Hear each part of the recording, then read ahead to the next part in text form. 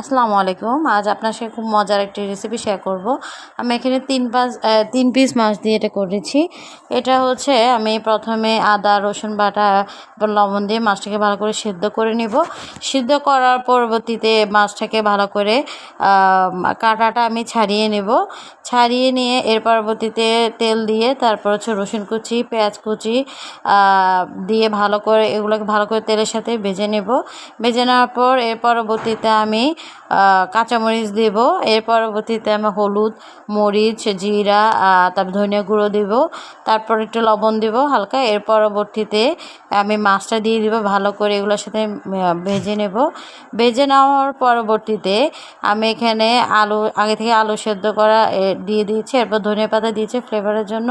পর একটু আটা দিয়ে ভালো করে এটাকে একটা শেপ করে এখানে বিস্কিটের গুঁড়া এবং ডিম দিয়ে ভালো করে এটাকে ম্যারিনেট করে এর পরবর্তীতে আমি ভেজে নেব। খুবই মজা। যারা মাছ খেতেও পছন্দ করে না তারাও ইনশাল্লাহ এই মাছের রেসিপিটা খাবে।